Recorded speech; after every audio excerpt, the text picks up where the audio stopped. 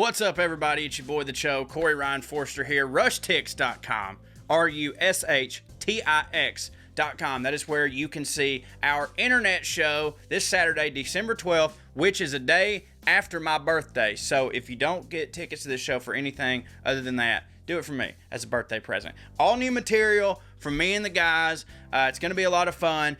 Look, obviously, we wish that we were just coming out there to your fair city. That would be our first choice, but we can't right now. We had a couple shows planned at the end of the month. We booked them a long time ago, and it was one of those things where we were just like, surely to God, this world will get their shit together before then. Boy, as usual, we were stupid, and that didn't happen. So right now, this is the safest thing we can do. This is just the new norm for right now. Can't wait till it gets back, but until then, this is what we got to do. And this is what we want to do to keep you guys entertained. So all new material, go to RushTix.com, grab your tickets. It's going to be a lot of fun. Look, here's the deal. It's possible we might end up having to do several more of these. Hope not. Hope we get back out there. But if so, thank you in advance for supporting us, supporting this endeavor, supporting all artists during this time who are doing their best to keep you entertained. We love you. Enjoy this podcast. Oh, just listen, little tiny disclaimer.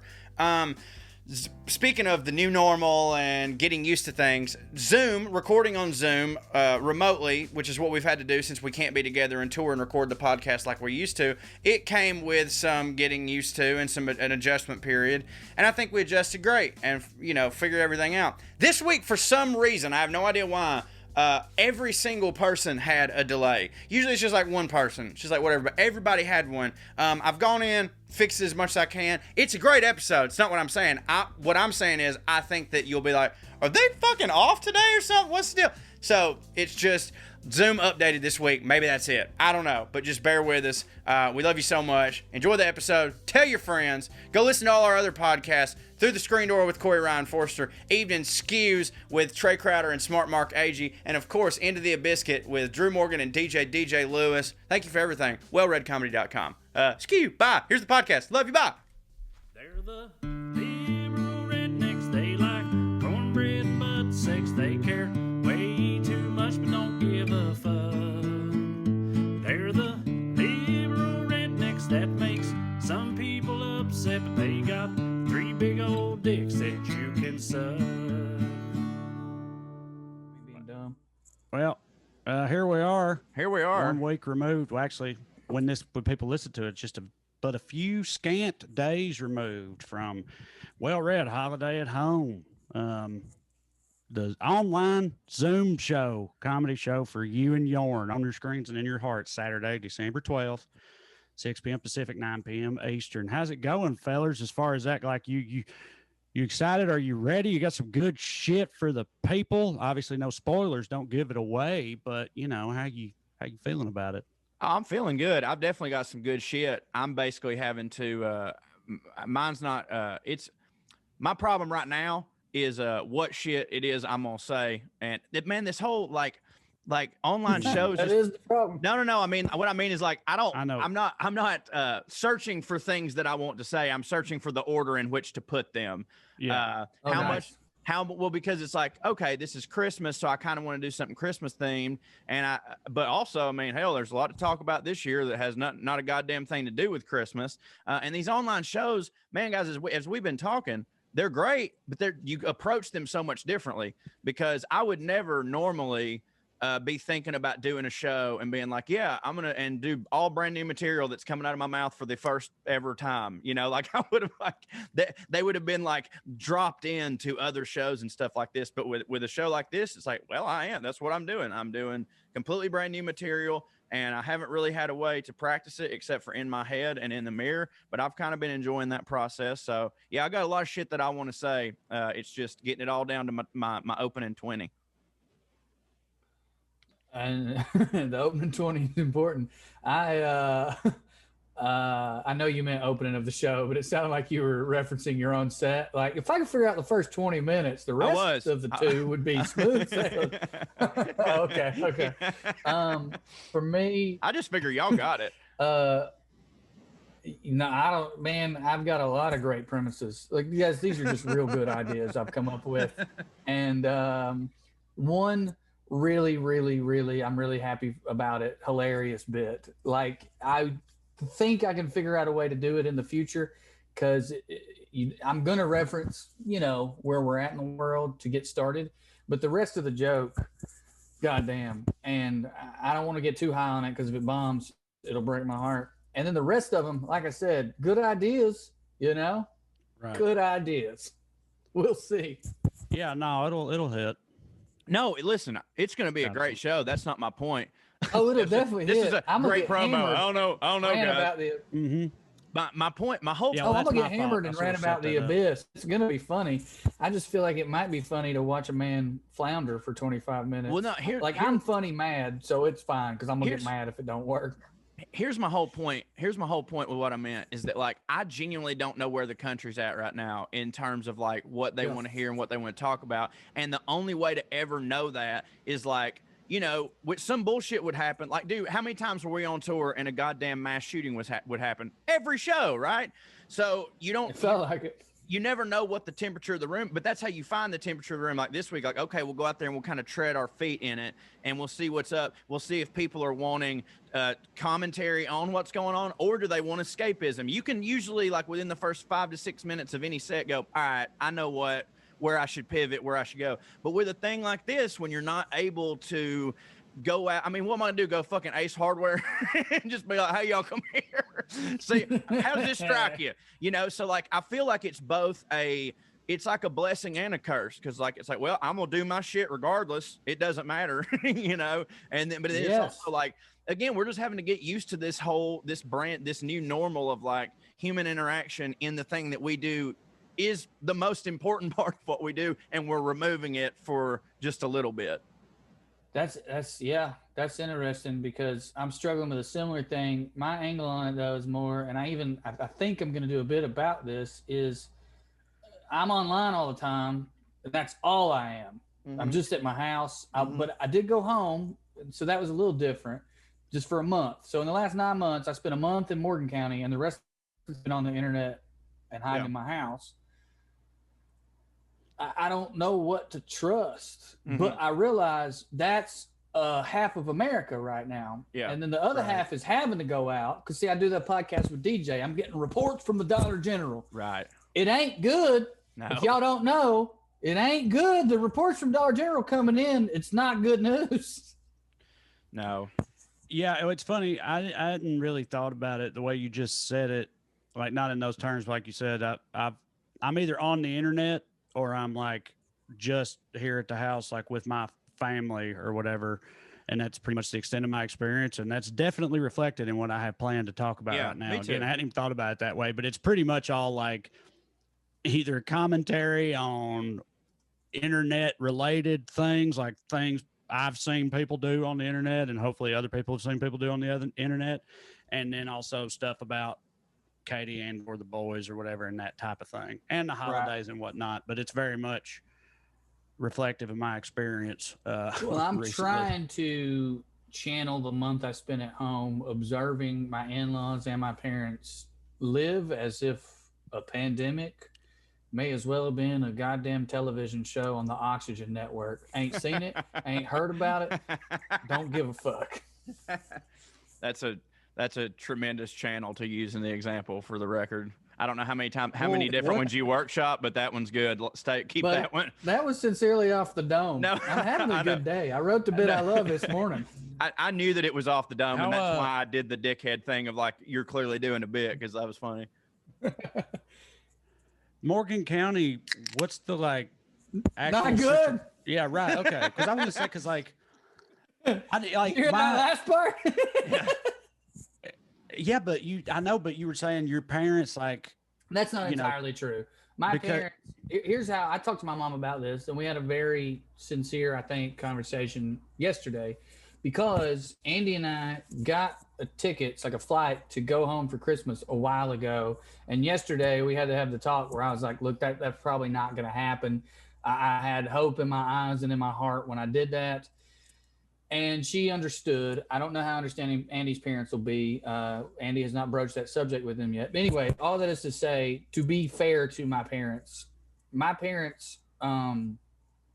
have a pretty sober outlook about this, know that they're older, and I think basically they just didn't think it was going to get that bad there. And now that it has, and to be fair, to their credit, it took a long time. Mm-hmm. You know, as cases spiked in Knoxville and Nashville, it still wasn't they still hadn't known anybody that got it, because they do roll in a small circle. Even when the world was open back up, my dad wasn't going to Knoxville. Didn't give a fuck about Knoxville. Might as well have been on the Oxygen Channel. Right. So he was keeping that circle small anyway. But now it's gotten pretty bad in Morgan County, and Scott County, which is one county north where Andy grew up, is the worst in the state. Clay County, my home county. I haven't seen the very latest numbers, but I've seen different batches of numbers over the past few months, and consistently Clay County, my home county, is top five worst counties in the state of Tennessee numerically. But my Meemaw literally don't leave the house, and Uncle Tim like wears fucking gloves and mask and takes sanitizer with him everywhere, and people can't stand it. People get mad at him for it. But anyway, the people in my family, I put that video of my mama and sister talking shit in the dollar store parking lot out on the internet recently. But by the way, if you hadn't seen my it, actual guys, family member, go to Trae's Twitter right now. It's like Yeah. pause this podcast right now. Go watch it and then come back so this all makes sense. It's the fucking. I think Drew, I saw you comment on it. Like, it's the funniest thing Trae's put out in years. It's so fucking probably ever. Not that Paige was looking for notes, but if she had flipped it around to show her face, even once or twice, it would be the most popular video on the internet right now. For sure. But my point is, all of my actual people are not. They're have always been taking it very seriously, and they're stuck in these like cesspools where no one else is, but they're like outliers. But then my in-laws, though, down in Wayne County, Tennessee, which was one of the earlier rural counties to get hammered by it, because there's a big prison there. It got into prison, I bet I know why. Wildfire, and that's what happened, and it put them on the radar. But then, of course, it got out of the prison. Wayne County has been like ravaged by it, and to hear Katie talk about it, it seems to me like, not all of them or anything, obviously, but that generally speaking, there's been a bit of a tune change in Wayne County, because they've had like, prominent pillar of the community type people get it and die multiple. It wasn't just the poor one. No, I know, but for real though, I know. No, that's them. And so it sounds like that, and big shit like. Where one of my extended in-laws works for like a utility company there, and it just went all through. It basically shut them down completely. COVID did, because there was an outbreak at the utility. So like they had this near crisis where the utility company was basically non-functional because of COVID, stuff like that. And so the way Katie talks about it makes it sound like, all of a sudden, weirdly, right, in Wayne County, it's like a little bit of a different attitude, but also it's like too fucking late now, and plenty of them still aren't that way. I don't want people to misunderstand me. There's still plenty of people that are like, fuck this shit. Well, dude, there's plenty of people that like genuinely, because I have a buddy unnamed, I'm not gonna say his name because like I don't want to get before this, but like he works at a place and they had a dude that worked there. He was one of the bosses, and he died from coronavirus, and all of them had been not taking it serious at all. So like when he died, it was like, yeah, no shit. And so like my buddy thought, well, when he died, like, okay, surely now the other boss is going to be like, have seen the light. But dude, he just like doubled down and was like, no, we'll call him Mike. Mike would want us to keep coming in and keep going to work. He did. He was still coming in every day. And it's like, right, where'd that get him? And so I think Mike probably did want that, right, for sure. And I'm glad. I tend to agree. Actually, they say right, but a lot of them are. I don't know these people you're talking about, but I think a lot of them really. It's like Mike probably would like. Yeah, I mean, I had to get it. Hell, I hope they all do get it. Like if I got to get it, they ought to get it too. If I come to work and I still got it, then they ought to come to work till they fucking get it. That's how I think about things. Sure, rest in peace. These type of people. I don't know it's this that guy. whole like no, fuck your him. rights, my rights. Sure, but it's that whole your rights, my rights thing. I have to say about country folk in general, many of them will die for their beliefs, even if it is as dumb a belief as I don't want to wear a mask. Please, but when you kill other people with it, that's the problem. Please let me say this, though, about these two specific dudes, the one who died and the one who's like, oh, hell, whatever. The difference between them, yes, they're from here, but they're also like, they were the two heads of this company, and they're very much the company man type dude. Like, these dudes have stock in this company. Like, they're not being just stubborn just to be stubborn. It's a money, like, they of course. Go ahead. Didn't he get it at a Republican donor super spreader event? He sure did. And dude, I'm glad he's fucking dead. Like, make no mistake. But I'm just saying, like a lot of times, like, so around here, I genuinely do believe there's some people that if somebody in their family got it, it would change the way that they think about things. Now, but let me preface this by saying I'm not comparing what I'm about to say to getting the coronavirus, but around here, I pretty much, for the most part, unless they're like in my circle of friends, of progressive friends, for the most part, the only people in our town who are not only fine with gay people, but like are very, heavy on gay rights and stuff like that, are people whose children came out of the closet. Yeah. You know what I'm saying? Like, of course, it happened to them, and then all of a sudden, like, oh no, it's close. I accept it. I don't understand why I was this way before. Now, that's great that those people have that wake up moment. That's truly great. But it literally it literally takes that. I know. I mean, I always have explained my family's circumstances that way. It happened before I was really around. Like, it happened before I was even born. But I mean, that's what happened with my. I don't know that because I wasn't there. Right. But I'm saying, but you can assume. Like all my they seem more, that's what I've always chalked it up to. I come from this like pretty progressive, small family.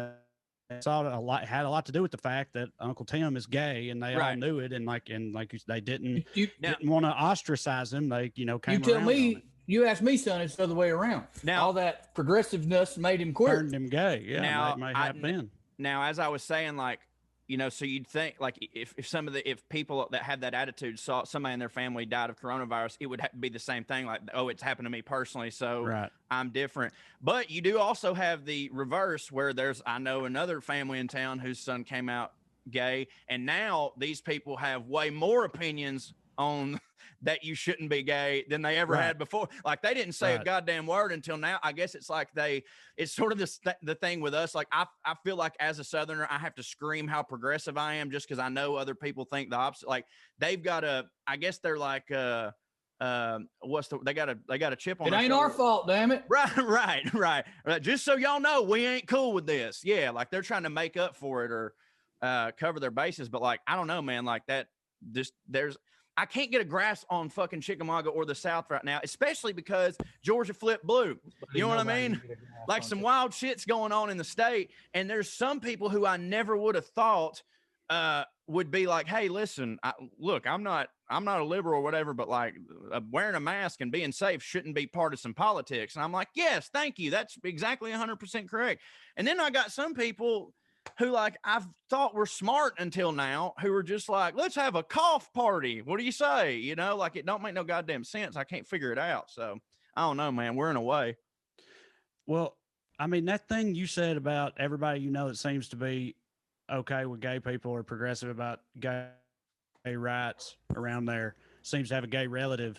I feel like that's like indicative of how the main thing with like really small towns and shit, in my opinion. Yeah, I was laughing at that, and I was also laughing at how it's fair because we're talking about people's reaction, but we're straight up talking about disease and people being gay. No, I know. I prefaced it. But I'm saying, I said these are not the same thing. And I'm saying I think you're right because you were saying now that if any of these people you would think know someone who gets COVID and dies or suffers very seriously from it, that would also change their viewpoint because that's what happened when their son came out of the closet or whatever. And I was just going to say, like, taking it even further, I feel like that's what's behind a lot of this shit. Me and Katie talks about it all the time with like Wayne County. It's nothing. No, I've told the story on the podcast before about how my mother-in-law told me that there were not any gay people in Wayne County and never have been because you just couldn't be gay there or whatever. Yeah. And there's no black people either. No, just straight white redneck people only, completely homogenous in that entire community, at least for the most part. And like that, I think that is directly related to the way they feel about all kinds of shit. Right. Mexicans, No, for sure. immigration, what you know, people in the cities.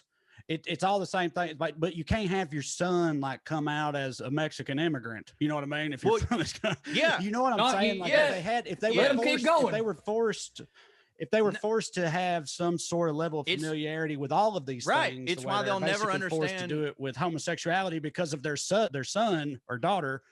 Then maybe they would feel differently about the rest of it too. Right. But that other stuff kind of just can't happen. It can't. It's just like, it's why a lot of them will never understand the Black Lives Matter movement, period. They never will, because that they genuinely, now I've said before, and I mean it, there for a while, like if you got somebody that, if there's somebody around here and they really don't watch the news fucking ever, I get them being kind of ignorant before Twitter, before this 24-hour media, before people had cell phones and they were literally like, anytime a cop did it, somebody had a fucking, video of it, because like where I live, that has never happened because there's no black people. So it couldn't have. Right. So but in their mind, they're like, that same thing with COVID. I don't know nobody that's happened to, therefore that ain't happened to them. But just like COVID, it's like, all right, but look at the news, these families crying. Do you think they're fucking Sandy Hook actors? You know what I'm saying? But like, they will never, they'll never put themselves there to try to understand Black Lives Matter, because I don't get it. Everybody, no black guy's ever been shot here. It's like, first off, that ain't true. But like, yeah, I mean, in Chickamauga proper, we've never had an unarmed black guy, to my knowledge, get shot. Maybe they drug him to Catoosa County afterwards. I fucking don't know. I'm just saying it's never happened. I remember that time. I'm not going to say the guy's name, but we used to have these Facebook arguments all the time with a guy that Corey grew up with and went to school with, who's super, super conservative, but like also knew some big words. I'm saying he didn't seem like a complete dumbass, but he said a lot of stuff that I associate with dumbasses. Let's just put it that way. That's called being a bad person. He was always coming on to court. He was coming on to Corey's post always with some shit like that, and then I would get drawn into it, or Drew would too, or whatever. It was just a thing. Well, I'd send y'all that shit and I'd bait you because y'all are smarter than me, and I couldn't say big words back to him. So I'd be like, y'all get his ass. And I remember one time, I think it was Ferguson. It was around Ferguson time, right? Yeah. And he was just on this whole tirade about how, like, I don't care what anybody says, racism is not a problem in this country anymore, and hasn't been for a long time. He's like, I'm however many years, I'm 30 years old or whatever it was at the time. He's like, I've literally never once in my entire life even witnessed an overt display of racism. And I live in the deep South. And I was just like, yeah, but you live in fucking Ronald Reagan's dream world version of the deep South. Like, you don't ever see anything but people exactly like you. I was like, I'm a comedian. I travel around some, and here's 2 stories of overt racism from the past month that I've that I witnessed, and they were both true, but like he totally fully, well, not just he believed that was true what he said. It was true. Totally oblivious. He was totally oblivious to like why that was the case. And me saying it had no effect. Like, I don't know. Yeah, I mean, bubbles are real, and now on both sides. A weird online one, and I don't. I tweeted a thing earlier, and people got mad about it. If I bring it up here, people are gonna get mad. But someone tweeted a thing that there's a lot of people who know less about how Nancy Pelosi fucked up this. What's the word I'm looking for? Not debate. Campaign, the package, the relief package, stimulus package. Package. Yeah, but when negotiation, that's the word I'm looking for. Negotiation, yeah. A lot of people. Former lawyer Drew Morgan, everybody. A lot of people know less about whether you would think she fucked it up or not. A lot of people know less about that investigation than they do the fact that Rudy Giuliani farted twice into a microphone. Right. True. And the end of the tweet was something like, "So do you now believe in liberal bubbles too?" The fact that you get into your little echo chamber, that's got to be worse. I just remembered something about my parents, though, that is also indicative of the type of people we're talking about. The coach at the neighboring school died, unfortunately. Mom Y'all's called rival? me basically to tell me to start taking my aspirin, my baby. Yeah, so maybe our good players will stop fucking moving down there in eighth There you grade. go. Oh, your mom and dad separated, but not really. Anyway, he passed unfortunately, and mom called me to tell me to take baby aspirin because clots are a big problem. And she told me she'd been worried because that's what happened to this gentleman, unfortunately, and I have had clots. She called me. She had to call me back because she had missed my call because her and dad were at the Mexican restaurant. Right. And she told me that they went because they knew that they weren't going to be able to for the next month or so because it got bad again. Now, mind you, no one's going to shut down that Mexican restaurant. No, of course not. Mom and dad just are like not going to go, Yeah, which is the right thing to do. for sure. So they wanted to go one last time. I feel that. Dude, Runny White, baby. Runny White, that cheese. I had to go get deal. that Runny White. That's Perfect. like, even in, I don't know what I'm trying to say here. I couldn't think of the fucking word negotiation a minute ago, so I don't know why I could articulate this. But even in changing their minds or changing their attitudes, the habits and the life that they lead, it is boring in a small town, but it is very comfortable. For sure. People don't want to be uncomfortable. That's related to racism, COVID, any of these conversations. Your kid coming out as gay. The good thing about a small town, even though it's boring and no concerts ever come to town, is you generally speaking know what's happening the next 10 fucking years. For sure. Yeah. Something occurred to me. I don't think we've addressed this on here, and we probably don't have to. I mean, anybody like our fans that listen to this and had this question would know this without us even saying it. But for the record, this whole conversation we just had, how fucked up would it be if we had this whole conversation in mid-show? We were like, by the way, keep in mind, we'll be in Nashville next week. Everybody come out and see, like drive it. No. Like, I'm saying, like, I know. This is just so people know they're listening. Like, it absolutely killed us to cancel these shows in particular. These shows mean more to us than any other weekend of shows we have. Their fucking homecoming shows are our favorite club in the country right before Christmas. We love them, and it killed us to cancel them. But it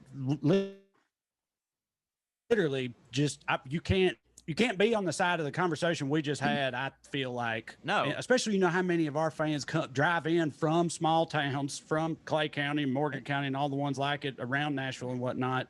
Like you can't do both. It's just an untenable circumstance in my opinion. Like for everybody the thing to do. For everybody that doesn't understand, because I assume it's a lot of people, because why would you know? You don't understand how like booking works for like comedy purposes. We booked the show. Well, hell, actually, we booked that show a year in advance because we have a residency there. We just do that show. So like to us, it was okay. Well, we've got that. It's not like during the middle. What I'm trying to say is, it's not like during the middle of a pandemic we fucking booked a show at Zany's. We had the show on the books, and then our whole we hoped against hope for so long. We're like, okay, maybe it'll just get to the point where it's slowed down enough to where like we can just do a socially distanced one, and then just as the Ravens fly, the fucking day that it was supposed to be announced.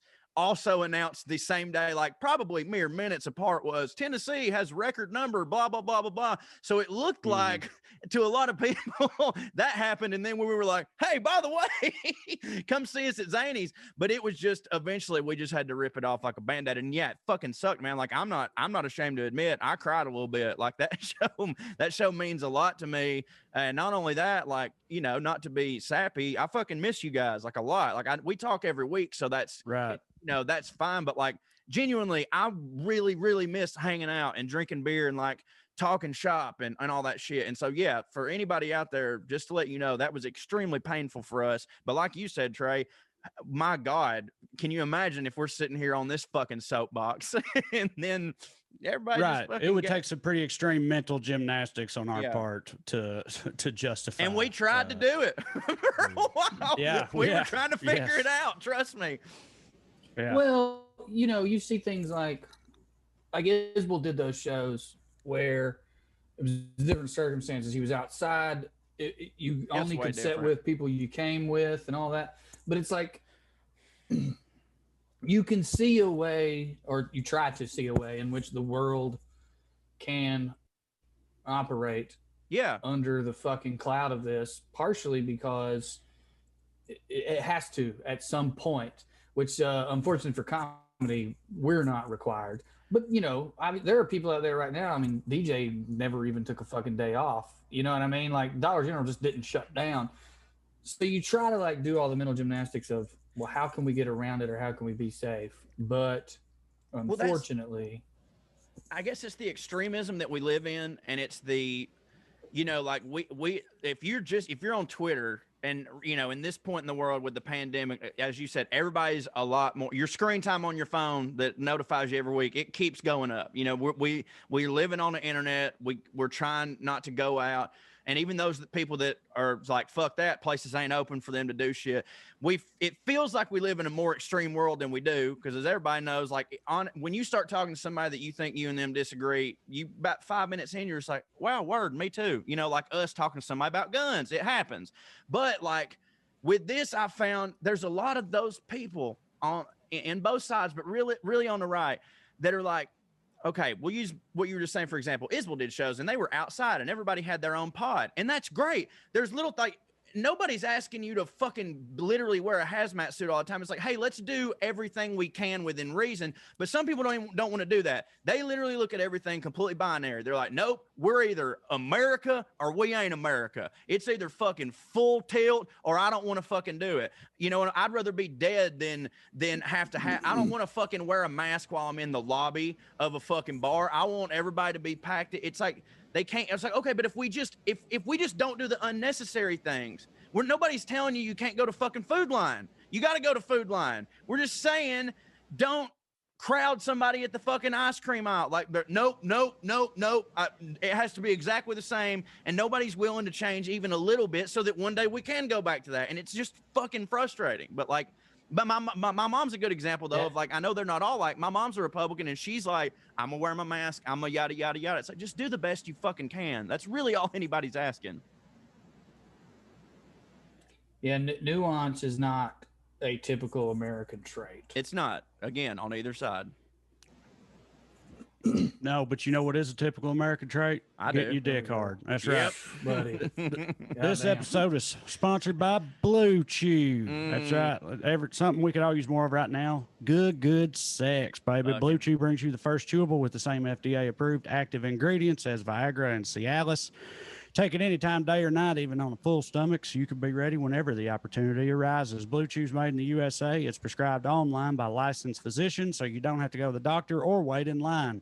It's even cheaper than a pharmacy, and they prepare and ship it right to you in a discreet package, no awkwardness, and you don't even have to leave the house, Cho. Oh, that's my two favorite parts, obviously, are not having to leave the house. But my main favorite part is that full stomach part. You know what I'm saying? Because I'm never too far between cheeseburgers. And if I want to fuck, I want to fuck right now. Guys, if you could benefit from more confidence, go to BlueChew.com. We've got a special deal for our listeners. Visit BlueChew.com. That's BLUE Chew.com. Get your first shipment for motherfucking free when you use our special promo code RED. All you got to do is pay $5 shipping. That's a goddamn cheap ass hard dick, son. Again, that's BLUE Chew.com. Promo code RED to try it for free. Guys, BlueChew is the better, cheaper, faster choice, and we thank them for sponsoring the podcast. And remember, when you support our sponsors, you help make this podcast possible. So please be sure to use our promo code RED at BlueChew.com. And you know what? Get yourself a new dick. Ain't that right, boys? Oh, getting a new dick is the best. I got to tell you, if you help us out and you go and you use that code, you're going to get me laid two different ways. You're going to get laid. I'm going to get laid. We're all getting laid because we know we get more money. That makes everybody excited. I want to have sex. And then I got to say, from personal experience, those little pills, pretty unbelievable, fellas. Oh, my God, dude. I took one. Absolutely, they are. So, yeah, go to get it. Go ahead. I was just going to say, I took one last night, and, like, here's all it takes. You know, when you put on a pair of ball shorts and the white string kind of gets tangled up and you dangle, and then you go to pull it out and it's like it kind of it tickles on its way out. Hard as a rock, dude. Just fucking putting on a pair of ball shorts. Yeah. I got harder than a rock. So BlueChew.com, promo code RED. Corey's Yeah. getting hard at strings. That's how good they were. Even the white ones. Mm-hmm. On a related note, let's talk about meat. Let's continue talking about meat, but this different meat. Better meat. The meat the meat you eat, better meat. Did y'all know that the best stuff isn't available at the grocery store?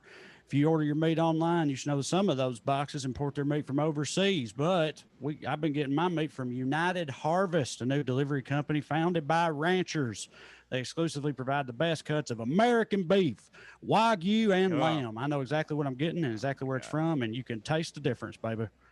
United Harvest works directly with North American family farms that uphold the highest standards of quality and animal care. So if that's the thing you're concerned about, you want the type of farming that's not industrial, factory, and all that, well, you can rest assured that all of United Harvest meat is processed in Oregon by an expert butcher. And you could tell the end result is superior to what you're going to get from a big supply chain store, and it's sold directly to you at a surprisingly good price. And what we're talking about right now, it's not just copy, folks. We've had the meat. It's unbelievable. Dude, let me run down the list here real quick, and then I gotta go.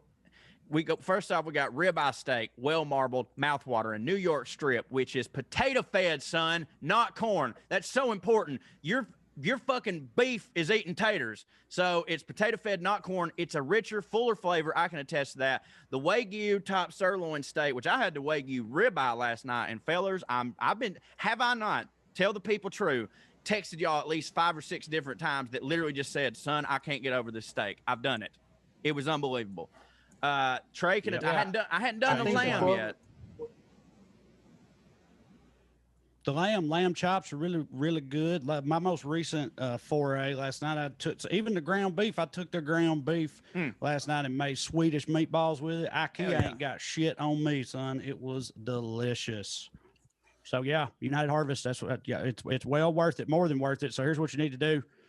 Go to UnitedHarvest.com. That's UnitedHarvest.com and enter the promo code WellRED, WellRED, to get 20% off site-wide with your order of $50 or more. That's UnitedHarvest.com. Use that promo code WellRED at checkout.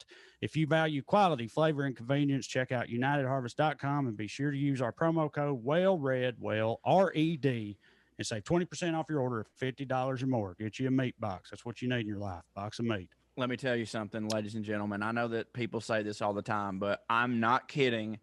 If this wasn't a sponsor and we all three had just stumbled upon United Harvest, I swear to you, I'd still be talking about it because it's truly unbelievable. As you were saying, you made the hamburgers. I found the hamburger meat. Man, we talk about this all the time about how we're burger purists. Like, if it's good meat, you don't need anything. In fact, you're just fucking up if you put too much. I literally just little bit of ground pepper, little bit of rock salt, pow, pow, pow. Best damn hamburger I ever had in my life. It's tremendous. So yeah, dude, I can't say enough good things about it. This box of meat has meant more to me and my family than literally anything that's happened in so long. Yeah, it does hit. So I've got something that I'm kind of dying to talk about, but I don't know if I should. I can relate it to something that comes up every now and then, but it also can be a tiresome subject. And it's not the reason I want to talk about it. I can relate it to cancel culture and that type of thing if I want to make it more relevant. But really, I just want to talk about my cake show. That's what I want to talk about. The most recent season of my cake show. I hope that this ends up being something that hits because it does get into some more societal implications at the end of it. Let me give y'all some did you just hear that? What? That was Thompson turning the fucking podcast off. Yeah, I know. Yeah. He's been goddamn trying his fucking cakes again. But again, it gets bigger than cakes by the end of it, boys. And I just want to talk about it as a viewer. It always does. How I feel about it. Try to give y'all the overview without any explicit spoilers, although it's going to be obvious if anybody's watching it. But so spoilers ahead for the latest season of the Great British Bake Off. Here's what happened was, they had every week they have 3 challenges, okay, and somebody goes home at the end of it. They've said explicitly multiple times that it's just that 1 week. It's not cumulative. It's not how you've done over the course of the show up until that week. It's just that changes the game. There was a contestant on this. Yeah, it's come up before, right? Yeah. It's not the first time something like this has happened, but there's this contestant on this latest edition She's a person of color, an immigrant from an African country now living in England. And all season long, she was a total ringer, right? Her and this one other guy, ringers, like clearly a tier above the rest of them, right? She gets down to the final four. The very final, is three of them, right? So this is the semifinals, the final four. It's her, the other ringer, a guy who's pretty goddamn good, and then this girl who's like kind of a mess, she's always making a mess and always fucking up and barely scraping by, it seems like. In that episode, the ringer lady had a terrible week by her own admission. She fucked up the first two challenges, got to the showstopper. You can still save yourself with the showstopper. She said on camera to them that she was scrapping her idea entirely for her showstopper, and she was just gonna wing it. Ooh. Now listen, y'all, if somebody's watched every improv and season baking of this show every season of the show that's available in America, I've seen them all. I ain't never seen no shit like at this moment. I'm sitting on my couch. Literally, I'm sitting on my couch screaming, what? Why? Why would you do that? Don't do that. That's not going to work. You can't do that. Like you said, baking's a science, right? Yeah, so like, for sure. You can't improv. Winging it in this high. But she said, it's like, I'm throwing it all out. I'm just going to wing this. And guess what? It didn't work. Really? She fucked it up. It was a disaster. She got sent home. People were furious to the point that the host, Paul Hollywood, and the producers and the contestants who've been on the show all had to like issue statements asking people to stop harassing the other girl, the one who made it through because the ringer failed and got sent home. The one who made it through, who's a white girl, by the way, white English girl. People were harassing her on the internet, just talking shit, talking about sorry, she didn't deserve to be there. And then, of course, and here's where it gets into the larger society thing. I've read articles about this, boys, in the blogosphere lately. People started saying that it was that it was racially motivated. She fucked up, right? Like you watched it. She clearly fucked up. Right. Yeah, and I think by her own admission, she fucked up. And it just that's all that happened. Yeah. That's all that happened. But it had to turn into this whole like ulterior motive unfairness thing that people were pissed off about.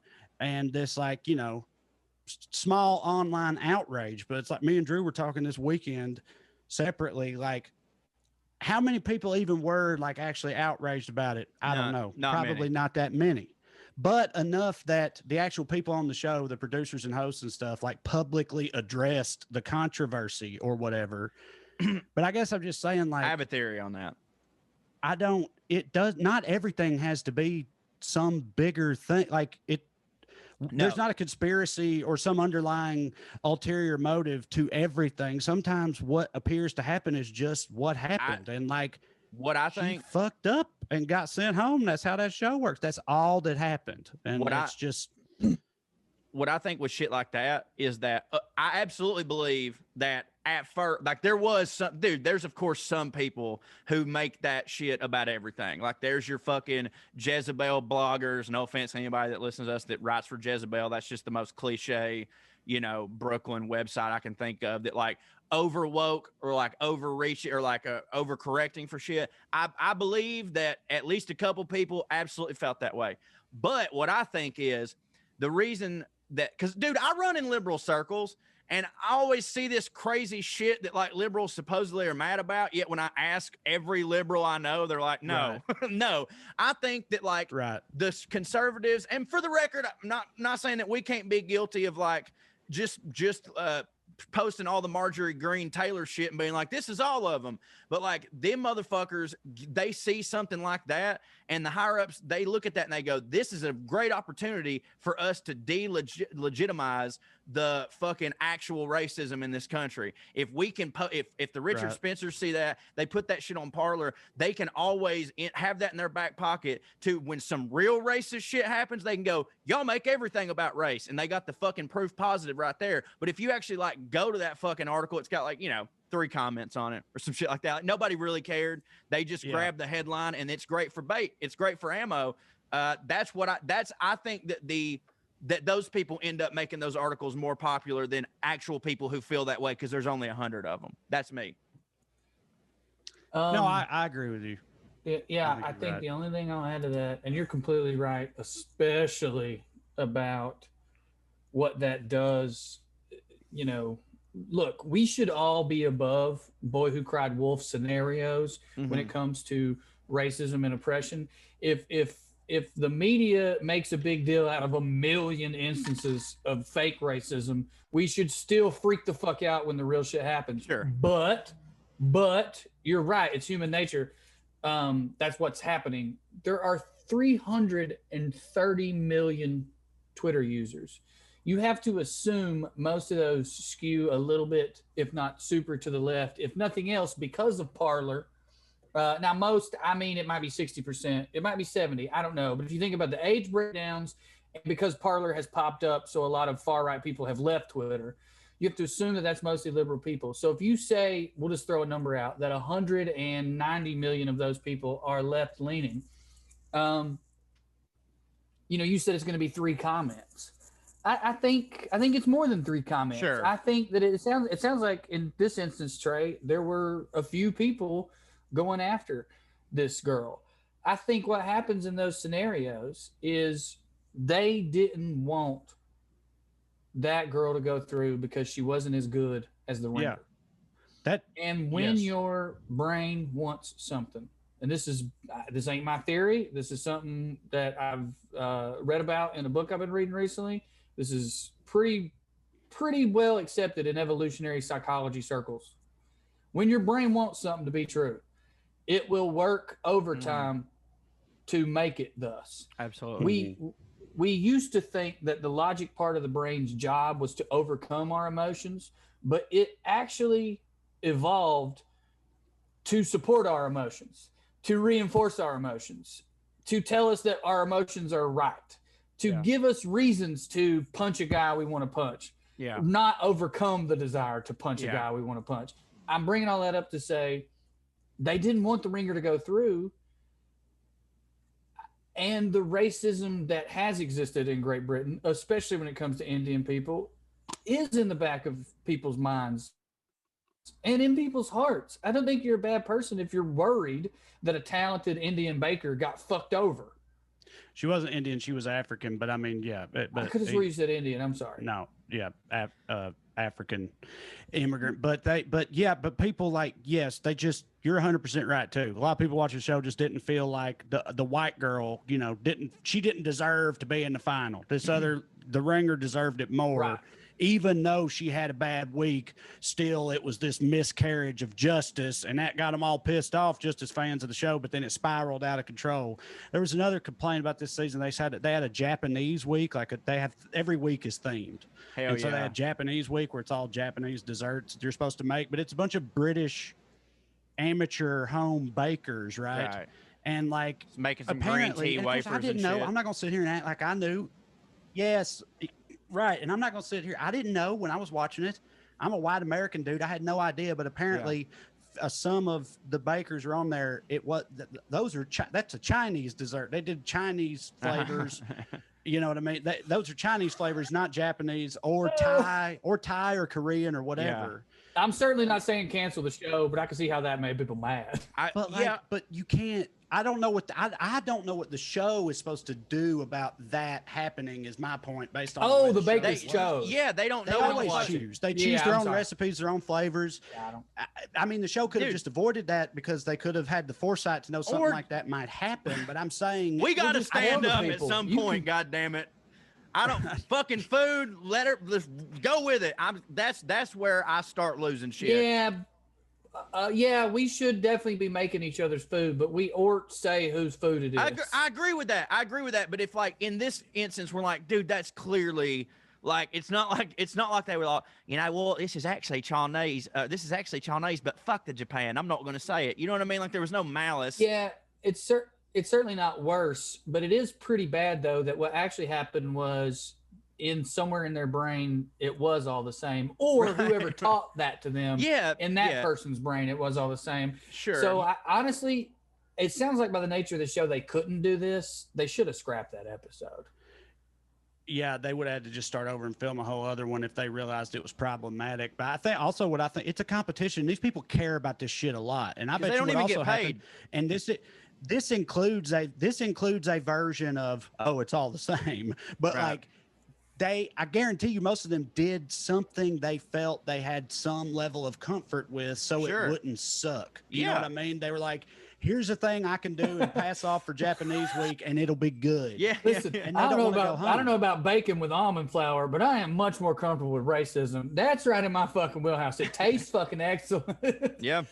I don't, it because it also was like stuff like that the thing they made was like a traditional Japanese dessert, but again, the flavors in it weren't. They were something else. But like they do that on purpose all the time on that show, and no one ever cares. It's Like it's a they'll make, fusion cake. like It's traditional meat pies, like English meat pies, but they'll make it with like a Jamaican curry inside or whatever the fuck. yeah, I Stuff don't like think- that happens all the time, and no one ever cares. I don't think anyone would have been, not many people would have been upset about that if they had said the traditional Japanese is X. I've chosen to do Y because blah, blah, blah. I think it's just that is reflective of the history of racism in Great Britain and how we as white people and frankly black people, at least in America, just kind of do still think all Asians are the same.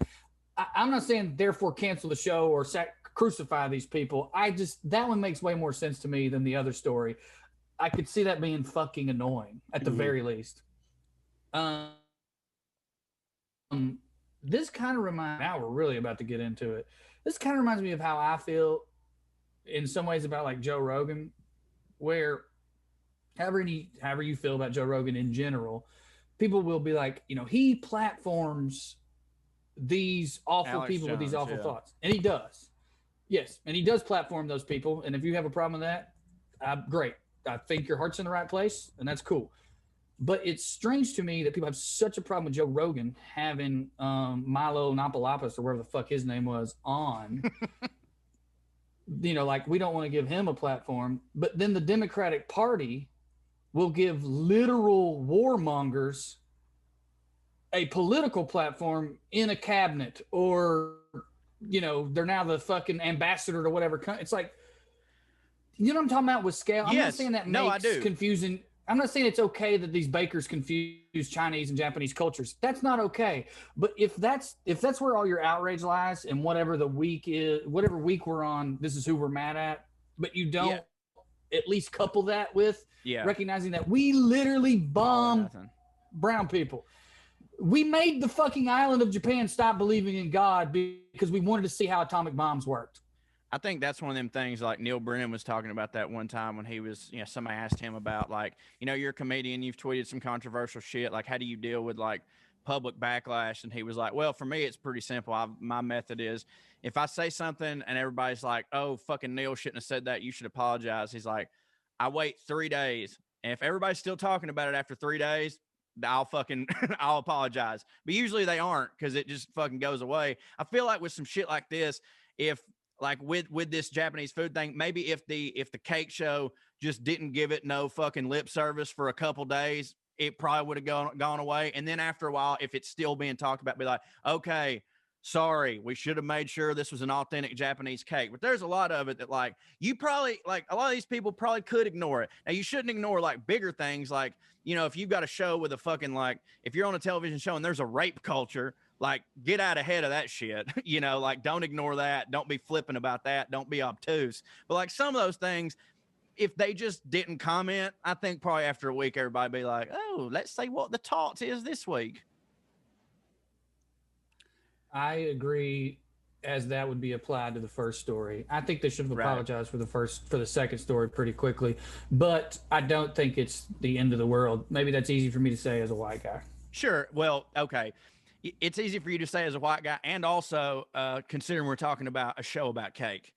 When it'd be one thing. It'd be one thing if there was a lady on there and she like they left this in, like they didn't edit it out. She was sitting there putting her flour in, and she's like, you know what? I think this soy sauce is actually from Taiwan. Oh well, Chinese, Japanese, dirty knees. Look at these. Anyways, let's like that'd be way different. Like if they made like a whole fucking thing about it. But realistically, she just put crispy onions on some shit that wasn't supposed to have crispy onions, or some fucking shit like that. Like I don't know, like it ain't the same. Yeah, well, I mean, I'm with you fellers. That's all the cake related controversy I had. So thanks for humoring me on it. I appreciate it. It's just one of those things where, like, and again, yes, I'm a white dude, but I love that show. It's the latest season. I would watch it. I didn't pick up on none of that. Yeah, and then when the whole season's over, I see, articles that summarized all this outrage and controversy, and I was like, wait, what? And because it was all behind me as I'm reading, I was like, this is all that. No, that's interesting, that's all though. Bullshit, That's really interesting, though, because that means that either as they were editing that week, no one knew. Yeah. Or the producers realized that and just decided not to say anything about it. And again, I can see a Japanese or Chinese person going, Jesus, like this is our culture. This is our shit, get it right. But it's like Corey said earlier, like that whole fusion thing, like I'm not saying this was the entirety of what people were upset about, but like I said, it was like putting other cultures' flavors or ideas into a Japanese shell, like making a Japanese dish, but with all this other stuff in it. And like I said, as somebody who's watched every episode of that show, they do that all the time. And no one ever is bothered by it when it's mixing two other ones. You know what I mean? This world like, no would one suck ever brings if food it up. was never appropriated.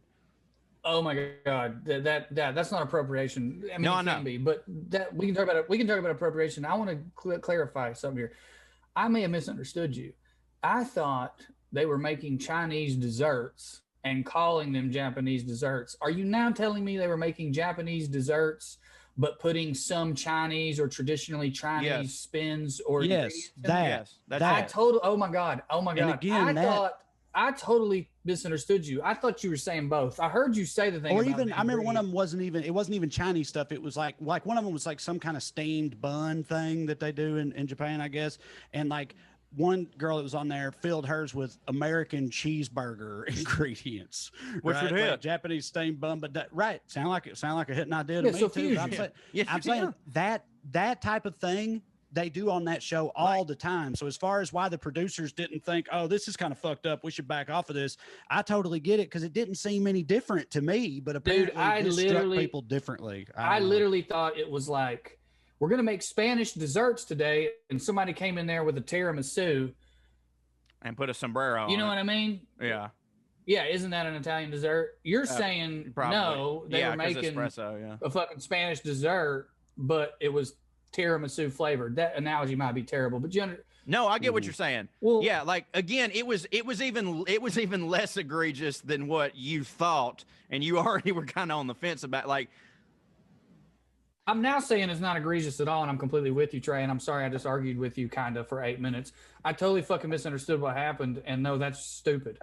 I mean, to me, it's like if we were watching a show and somebody was making biscuits and gravy and they just made the gravy a little bit different than we normally do, and us being like, God damn it. I'd be fake mad. Yeah. Well, yeah, like I did a sizzle for this show I was trying to pitch one time, and I went to this place and I was eating biscuits and like one of the things they were serving me biscuits and gravy, and this dude like chopped up parsley to top the biscuit and gravy with. For the record, doesn't literally, the whole thing about parsley is that it don't ever affect the taste at all. But it's a great garnish for that reason. But like that pissed me off. But like not enough to be like,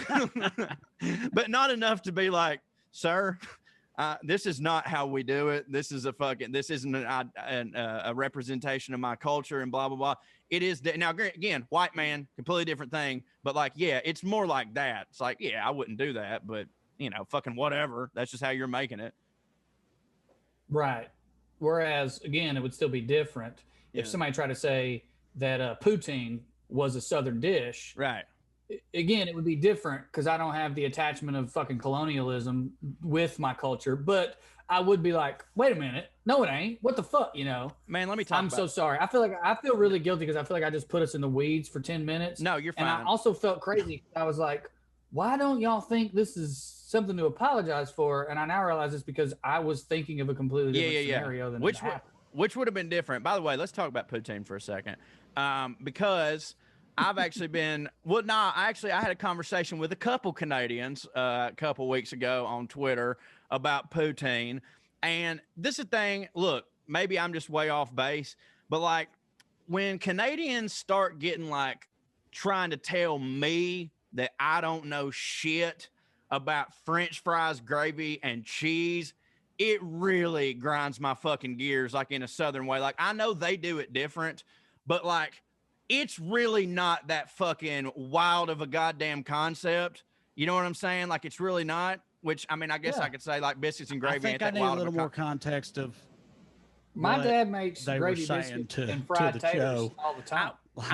I just said, what was the argument they had? What were they going after you for? So wait, something had been like, it wasn't even like I made a post about fucking poutine or something, but like I was on a Twitter thread or something. I noticed that there was a bunch of goddamn, you know, like Canadians on there, and I was like, oh, what's up, Canada? You know, it was like on one of my posts, was like, how y'all doing?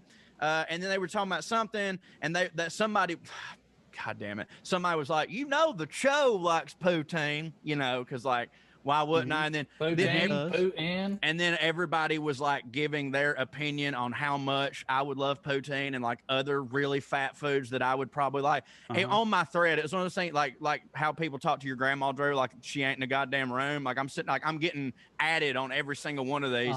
And so finally, and much like my granny who never stopped eating sugar, it was both y'all's fault. But go ahead. Yeah, for sure. But no, it's my fault. But like, anyways, I chimed in with like, ever heard of closing the goddamn, I was thinking it too.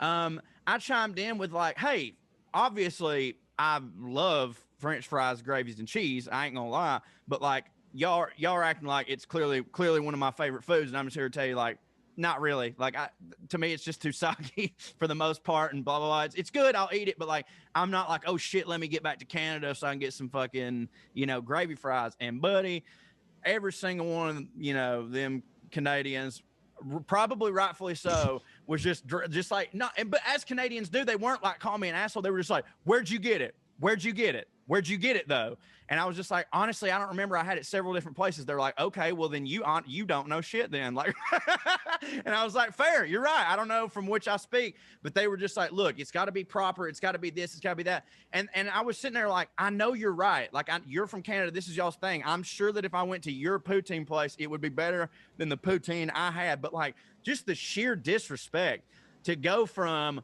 look at this fat motherfucker, I know he loves poutine too. You don't know shit about French fries, gravy, and cheese.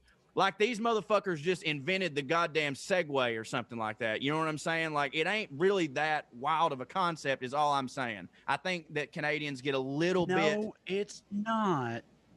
But I have to say, I mean, I was a grown man before I found out about poutine. I know what you're about to say, and I it's agree. Not a groundbreaking concept, but when I first heard about it, before I even had it, I was just like, well, that is genius. That's a revelation. Why didn't the rest of the world think of that? That's right. A fantastic can't miss idea, Canada. And I'm not even a big French fries guy, but I mean, I love poutine because you smother something in fucking brown gravy and cheese curds or whatever, it's gonna hit for me. Yeah, of course. The world had, let me say this, and I'm not trying to take anything from Canada, but like, to me, I feel like we had a version of it is why we didn't do it, because my dad makes fried taters every time he makes gravy biscuits and we put the gravy on them. But of course, and then totally different gravy though. It is. No, I'm not trying to take anything from him. I'm saying, what am I trying to say? It like pizza, you know, versus nachos. You put a carb, you put a red sauce, you put cheese. Right. It's beautiful to me that the world has their different versions, but the world, I'm just saying the world does have different versions. Steak frites. The great thing about steak frites is if you get them in a fancy restaurant, the steak juice leaks into your fries. Oh God. It's not gravy. I'm not saying it's the same. It's the I'm just jus. saying like, it's the jus that do it. It is the jus. I don't even know what I'm trying to say, Trae. I feel like Canada deserves all the credit for poutine. I'm not saying they But- don't. Let's acknowledge that the world's been eating gravy taters in some capacity. They just mastered it and put a French name on it.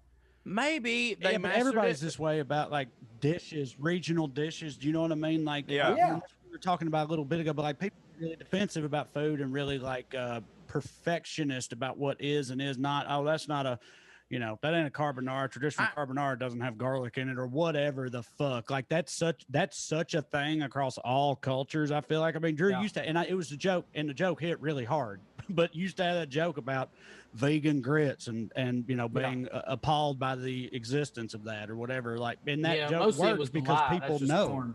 Well, But you're correct. You're like- completely correct. I usually just think it's real dumb when people think that like where you are geography wise, it can prevent you from doing something as good as some like I've eaten barbecue in New York that was amazing. Granted, the people that ran the barbecue place were from the South, and they moved to New York. But like I told some people I was getting barbecue in New York, I ain't gonna be the same. I was like, they're from like Memphis though, and they're like, doesn't matter, you're in New York. And I was like, what does that matter? They can still do the shit. You know what I'm saying? Like they still can make it. So like my thing is like, give me a fucking poutine recipe. Let me fucking cook it up at home. Why can't that be as good as fucking in Canada? They're not that complicated. They're not regional ingredients. This is what I'm it's saying. about. I feel like this is a slightly different thing. Yeah, than what because you're saying. it's become They're this. implying you Wait, couldn't do it. No, let him finish, Corey. It's become this now. It wasn't this.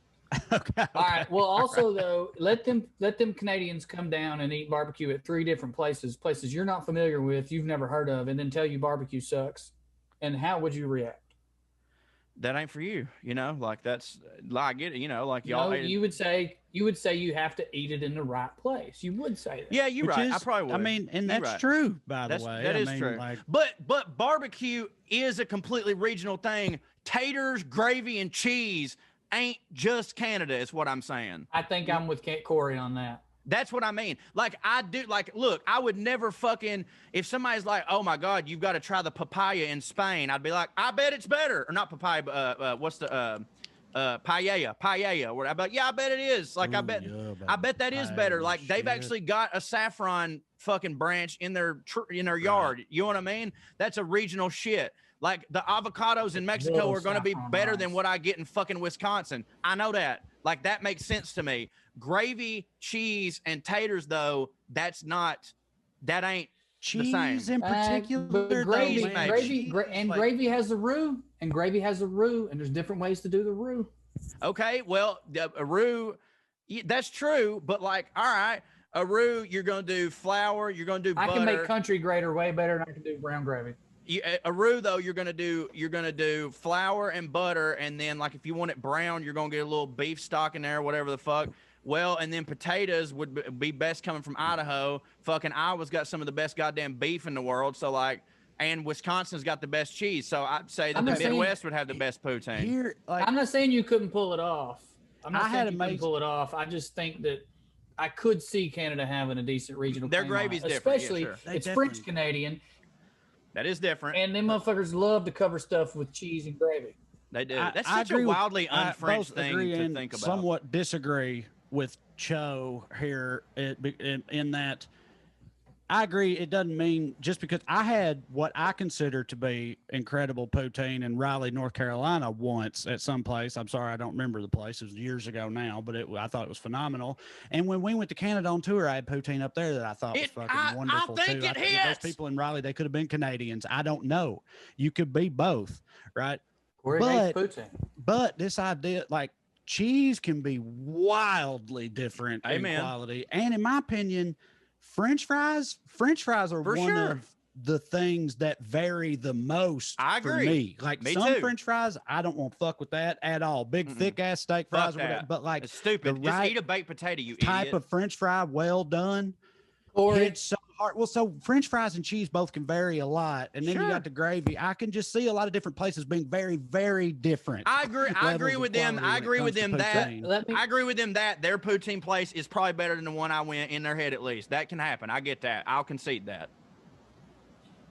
let me say first of all, I think I have a delay. I'm sorry, I keep stepping on I people. think we all Second do. of It's all, okay. Trae, what this is about, I just realized that this man has a beef, a pig with Canada. He has had for a while because of Canadian bacon. It goes back. What was it you used to say about Canadian bacon? No, it was Trae made that up. Trae made up that I said. Colin, did you really not remember that part? Did you really not remember that part? That's how good it was. That's how good it was. That's wonderful. Yeah, that makes me feel great that you actually misremembered it as being an actual Corey line. This was you doing a Corey bit, right? Tell the audience, because we have a problem of thinking they know what we mean. It was a little bit. We'll address that in just a second. If anybody's still around at the very end, but this is just. It was a little bit longer than this, but the thrust of it was a Corey bit. I wrote Corey a bit for his going away. This is a bit you can have. Corey's like, well, Canadian bacon's some bullshit, ain't it? It's like, them Canadians calling that stuff bacon will be like a woman calling her calves her lower titties. Like, I mean, calves hit, but they ain't titties. And it sucks. Every time this happened, I always go, dude, I got to start remembering to do that. Well, we just ain't been on the fucking road because it is a good joke. And like, I guarantee you one day I'm going to believe that I wrote it without a doubt. I will believe like, no, that was me. I know that's right. So yes, Trae, the ultimate compliment. Just because I do want to, just since you brought it up, for people that listened last week, I'm sorry we didn't clarify. We talked about dirt a lot. Dirt is kratom. Yeah. Kratom is completely legal as of now, and as of the past few years, completely legal. Herb or a drug, whatever. It's completely legal. It's the ground up leaves of a plant that's related to the coffee plant that's native to Southeast Asia, gets imported to America. People make tea out of it or just eat it, and it has a lot of medicinal qualities. I've talked about it a lot, I feel like, over the years. So that's why I was taking it for granted last week. Yeah. But I admit I shouldn't have. Well, I was taking it for granted last week that y'all would know what dirt was. I'm sorry. Dirt is what we, and that's a us thing, by the way. Yeah. That's what we call kratom. But I maintain dirt is the perfect street name for kratom. So for the record, it should spread. For the record, we absolutely have talked about dirt a lot. And I think people that have been listening to this podcast from the jump were not confused at all about it. But we always forget that, like, our podcast has grown over the past couple of years, and I've literally this is the most comments and direct messages I've ever got about something that wasn't, like, I guess, overtly controversial or something like that. But I got 3 messages today, and only 2 of them. Blank texted me today. A word. Only 2 of them were like super. Like 2 people were legitimately concerned that I was on heroin, and. It's funny to me.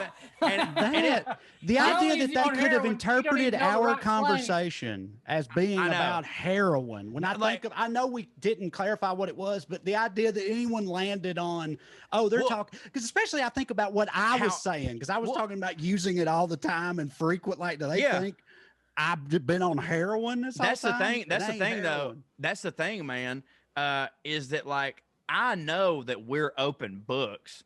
But like heroin is still a very secret thing. like, dude, if I was doing heroin, not only would I not talk about it on the podcast, I wouldn't even tell y'all in private. Like, that's how shitty that fucking drug is. Like, and like even the people on it are like this bad. But like 2 people were like, "Hey man, are you okay?" And I was like, I mean, no, but why do you ask? And they were like, well, is dirt heroin? I was like, oh my God. Cause dude, we were talking about it so positively. I just can't imagine somebody's like, wow, this podcast took a turn, man. I didn't know, but yeah, that's hilarious. But no, dirt is kratom. Well, I just noticed what time it is. We got some other stuff we got to do recording wise. So we should probably wrap this here episode up. Eh? Sure do. Yeah. Yeah. Well, we'll see y'all next week. It'll be good. We're not on heroin. Nope, no heroin. December 12th. Rush Tick's online Zoom show, December 12th. December 12th, ladies and gentlemen. Yeah, day after my birthday. So if for no other reason, let's say hypothetically you were like, I don't want to see them because I don't think they're funny. Just do it for my birthday if you love this podcast. Thank you guys, and skew. They're the liberal rednecks. They like cornbread, but sex they care way too much, but don't give a fuck. They're the liberal rednecks that makes some people upset, but they got 3 big old dicks that you can suck.